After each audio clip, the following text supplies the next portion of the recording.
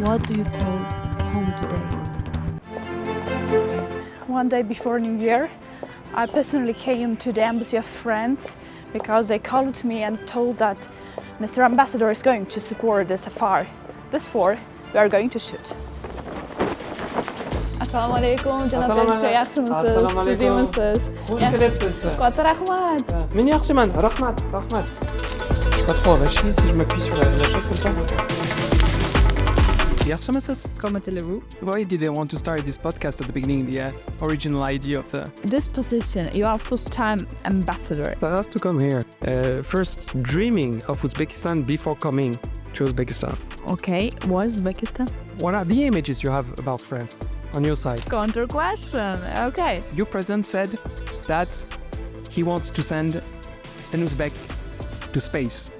It was so powerful to the whole world. The whole world. He said, like, you are taking a course of Uzbek language? Tortoy olden darsna boshlagandim.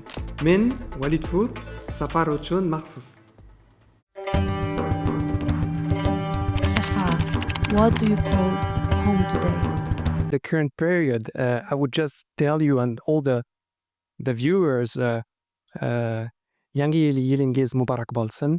Kuch, quvvat, sog'lik tilayman. Rahmat, bir kun oldin, yangi yildan. I think this is the most important in the Right current... now, yes. Exactly. So, have you tried the pain au chocolat? Chocolate? Pain au chocolat. So it's a piece of chocolate within a kind of brioche. I'm a big fan, so that's why I ask. Okay. But yeah, when you are in France, in many families, sometimes during the weekend, you go and buy some pain au chocolat and croissant for the breakfast. Did you try it? Osh?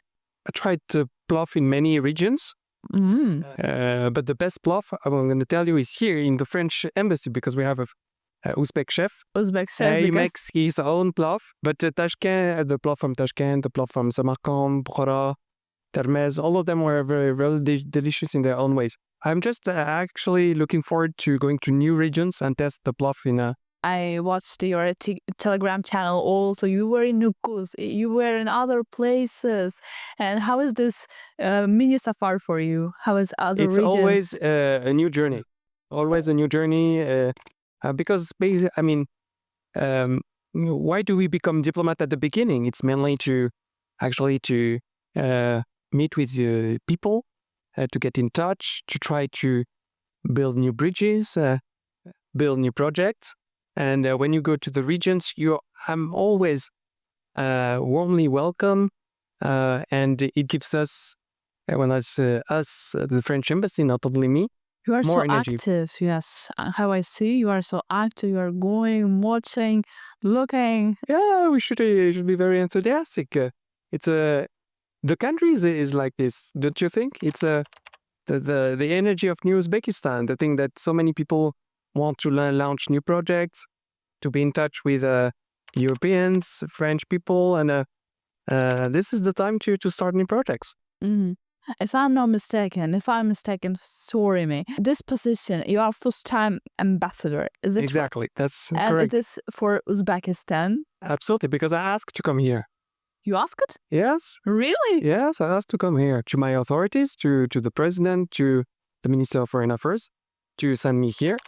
Because I dreamed of this country before coming here. I had exceptional images in mind, Samarkand.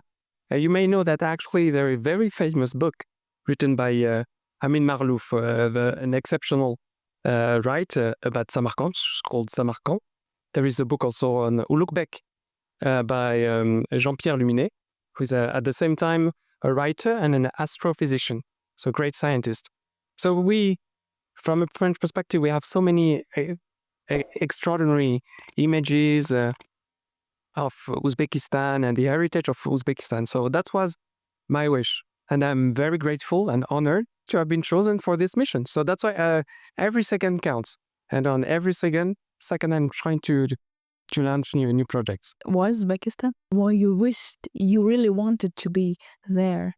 I think there were many reasons. I grew up with a map of the world in my room, and it goes without saying that Uzbekistan was at the center.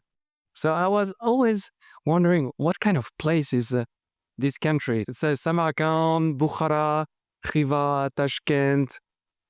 So I was really first dreaming of Uzbekistan before coming to Uzbekistan.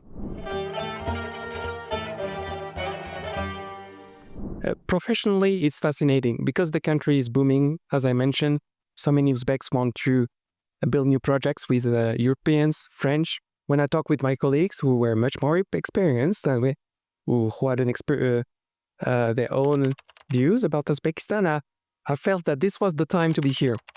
And last but not least, I worked 5 years with President Macron, the French president, and there is a strong friendship and connection with President Mirziyoyev. I do think they understand each other. They have the same approach, result-oriented, the willingness to change things. So I wanted to be part of this adventure. So that's why you are in part. I'm trying. It's everyday a challenge, but Yes. this is definitely why I wanted to come. Uzbek-French relationship, as you know, His Excellency Macron has come to the Samarkand. Absolutely. He loved Samarkand. He go to the Gora Amir at the end and opened the house of Alliance Française. You're right in Samarkand. Bilateral relations. We are together so active.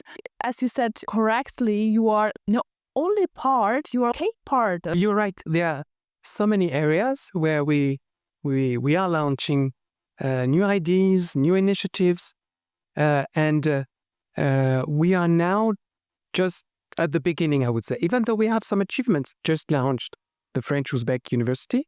President Mirziyoyev adopted the presidential decree to found this university. As you mentioned, we have a new Alliance Française in Samarkand, the second in the country, after the one in Tashkent. We have a major economic project throughout the country. I visited, for instance, the gas plant built by EDF in Sorkhandaria, near Termes. But companies like Voltalia, Total Energies, Veolia, and so on also have major projects in Uzbekistan. And education. This is, I would say, really the top priority for the embassy, for me. What does it mean concretely? It means that our encouraging Uzbek to learn French with new programs. And I visit schools and universities each time I go to a new Uzbek province. Yeah, I watched. And we will also trying to send more Uzbek students to France. We are working with it with the El Yurtumidi Foundation. And this is very key for us. For instance, last month, our Minister of Transport were here, and we will train Uzbek pilots. So new Uzbek pilots in French schools, what we call l'École Nationale d'Aviation Civile. This is an example. Beyond that, we also have the Lycée Français, so the French high school, Tashkent, which is growing year after year, and we are in French. And at the end of the day, you take the baccalaureate, so the French exam. So those are concrete examples of how you make a difference in education. So learn French, go to France in order to continue your study or to start your years in the universities, and work with French companies. This is the best way to deepen our cooperation. I guess you don't have the stereotypes about Uzbekistan, no? The fact is we don't have a huge Uzbek community in France. We have a lot of tourists, French tourists coming to Uzbekistan. And when they come here, they really come with a very positive image. The image of the heritage of Uzbekistan, Mehmet Dostlik, which is legendary. So this is the image we have. To try to answer your question, what are the images you have about France on your side? Counter question. Okay. First of all, the first stereotype which never been changed. Rich culture, art, fashion, great food, and beautiful architecture. Paris is often seen as city of romance and history. Many people in Uzbekistan first connect with France through the popular cartoon Ratatouille. So you were talking about ratatouille, indeed. Yes, Ratatouille, which has created a warm image of French cuisine in Paris. Today, interest in France keeps growing through the education, tourism, and professional cooperation. 3 fun facts about France. First fun facts, we are the country with more time zone than any other country. You know, Russia has 11 time zones. France, 12. It means that we have part of our country is scattered all around the globe. So when it's midnight in France, it's noon in French Polynesia. So we have territories in the Caribbean with La Guyane, La Martinique, La Guadeloupe, Saint-Pierre-et-Miquelon, Indian Ocean with Mayotte, La Réunion, les îles Éparses. We have also in the Pacific Ocean with French Polynesia, New Caledonia, Wallis et Futuna, Clipperton. So France actually is much more archipelago than a land country. And so France is, behind this fact, there is one important thing. France is about diversity. This is the wealth of my country, my nation, diversity. This is the first fun fact. Second fun fact, we are indeed very good at creation and creative economy, but way beyond actually mode and gastronomy. The best video game of the year was a French video game, selected in Los Angeles 2 weeks ago. So Clair Obscur Expedition 33, Clair Obscur Expedition 33, was selected as the best video game of the year and won many other awards. Also movies. We are making movies every year. And actually, in France, we make sure that the public can watch movies from all over the world. So there are a specific place for French movies, but we have also the capacity to give us space for movies from Asia, from Latin America, from Africa, from Uzbekistan. So that's why, as you know, the Cannes Film Festival is so well known. And the third fun fact, we are the greenest country in the G7 and one of the greenest country in Europe. Our CO2 emission has decreased 20%, but it's just to tell you that when we talk about economy, renewables, the fight against pollution, actually, we did all those efforts in France. So we are at the forefront actually of this. So that's why also when I'm here, I'm trying to send these messages to all the Uzbek young students. When you learn science, actually France is a country where you should go. We support the scientists. We support the scientific projects. Your president said that he wants to send an Uzbek to space. Yes, this year. This is exactly an area where you should cooperate. We have sent many French in Uzbeks and French in space, and we have a new French spationaute, we say, who will go as Sophie Adelno after Thomas Pesquet. So space is also an area where we are at the forefront of the research. Sure, preparation have started to send a satellite and Uzbek cosmonaut from our country into space.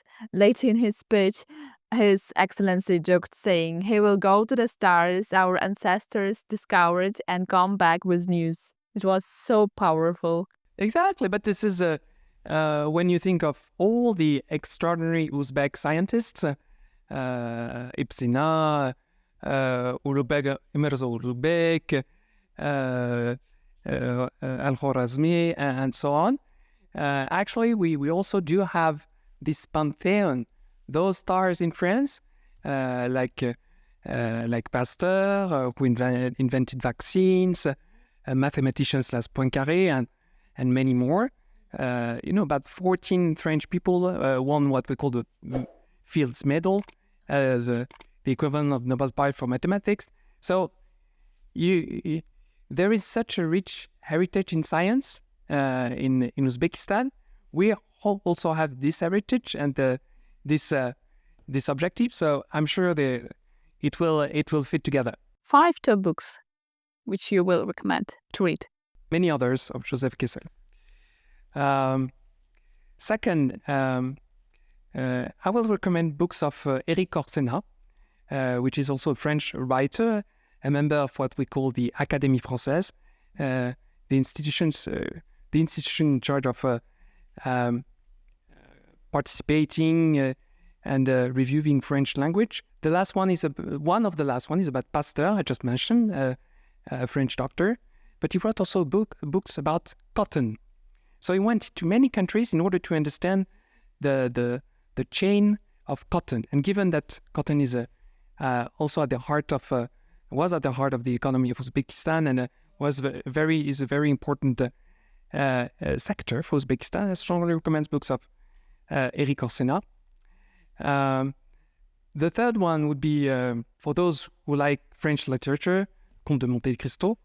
Many people actually in Uzbekistan heard or read Alexandre Dumas' books, and you have the movie now, so you can also watch the movie, which is also excellent. If I have to mention others, I would say the recent book written by and directed by Marie Favreau, who is in charge of the Institute Central Asia Studies in Bishkek, and she directed, because many people participated to this book, a book about empires throughout history. So how they were managed, the story behind each empire, from the Egyptian Empire, Persian empires, Timur Empires, and so on. So it's a very good way to see history and to better understand. Each historian gives us a glance. It's beautifully and brilliantly directed by Marie Favreau. And last but not least, I would strongly recommend poems. Poems? Yes, le Transsibérien, which are French poems. It's a very interesting way to travel. It's an interesting way to understand the world. I'm also writing poems. Oh, really? Yes. So, what are your favorite poets? My favorite poets, Or poets which you think are very powerful? I read Navoi, Rumi, Ghazali. You need a very strong feelings in order to write poems.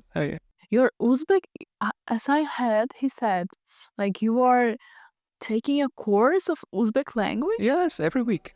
So it's just the beginning. Tortoy olden darsna boshlagandan.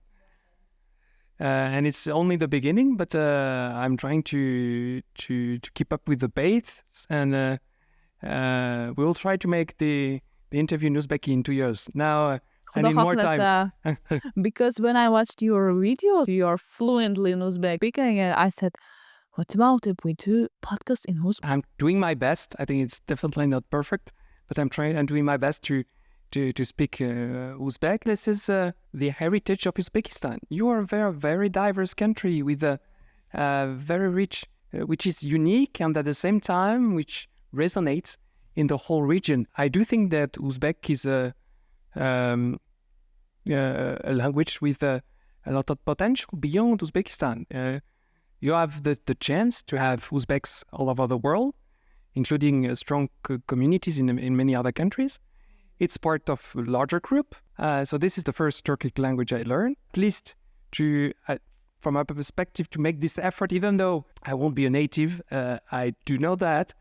But it should not stop us from trying. And at the end of the day, I think it shows our respect to the culture and the history of Uzbekistan. We've learned some words of French. You don't believe. Now I'm going to say that. Teach me some words on French. Bonjour. Bonjour. Comment allez-vous? Comment allez-vous? Très bien.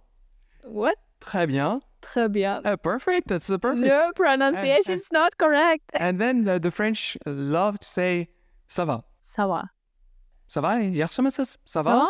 And then you say ça va. Ça va? Ça va. I need more sound. But in French, you don't have the q, and we don't have the r. Your q is like Arabic pronunciation with Croat? Yes, it's a little bit Arabic, because I used to learn Arabic. So you are a diplomat, right? Beginning. Yes, I have finished University of World Economy and Diplomacy. Why did they want to start this podcast at the beginning, the original idea of the... Safar is all about professionals who packed up their leaves and come to Uzbekistan to live and work. من جاناتان هنیک سفر uchun مخصوص. من سارا نوشدی سفر uchun مخصوص. الکسی یرخوف سفر uchun مخصوص. Every episode we dive into why they choose the country and come. We hear honest, first-hand opinions from foreign professionals and see Uzbekistan through their eyes. It's a journey that shows how countries becoming more open, more attractive and more connected to the world, and why it's a great place for international professionals to build a life and career. That's what makes this podcast exciting for both local listeners and audience around the globe.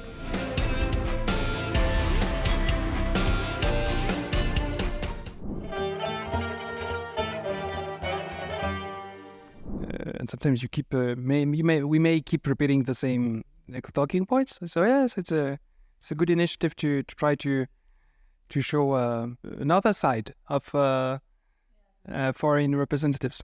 Where is the strain? Strain? Puç qayerda?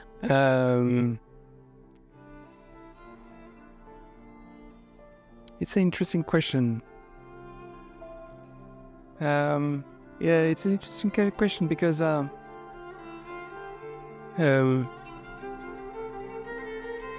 it's also, it raises another question. When are you able to stay strong? When? Because actually your strength is tested.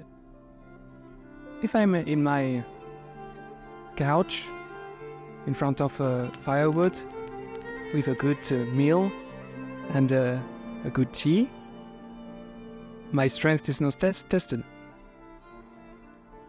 So the question would be, when are you able to stay strong? Can only be evaluated, estimated, defined when you are tested.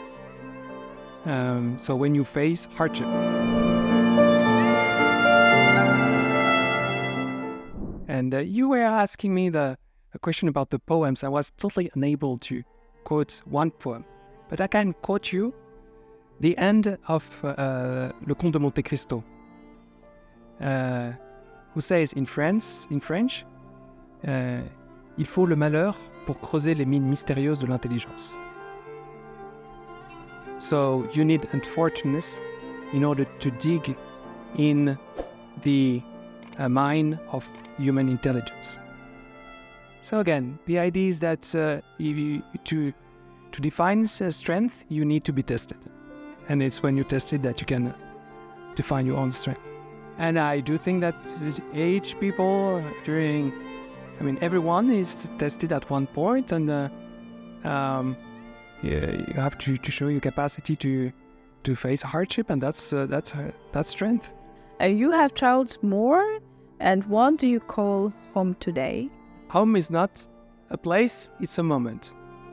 So it's the moment you spend with your loved ones, your relatives, your friends, and anyone you care about. So it's much more a moment. You said before that too many occasions to come this embassy. This for now our podcast is already finished. But if you call to another occasions, I will come. Of course, now you have an open invitation in the French embassy. You can come whenever you want. Marhamat. It will be our pleasure. We have a small firewood. We have fire. We have a big salon. Here is a petit salon, small salon, and we try to organize events, as many events as possible. Thank you again. I was very glad to have you here and your team, and for this podcast. You're doing a great job, and it was my pleasure also to try to explain what we are doing, our objectives, and how we try to connect with the current Uzbekistan and the young Uzbekistan. Let's see the photos of our presidents. I see that room we have. Yes, I have some pictures I can still show you.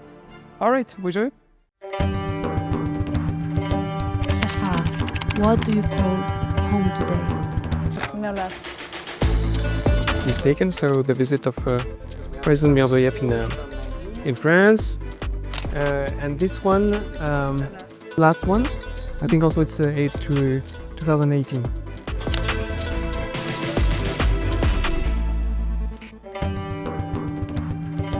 Safar, what do you call home today?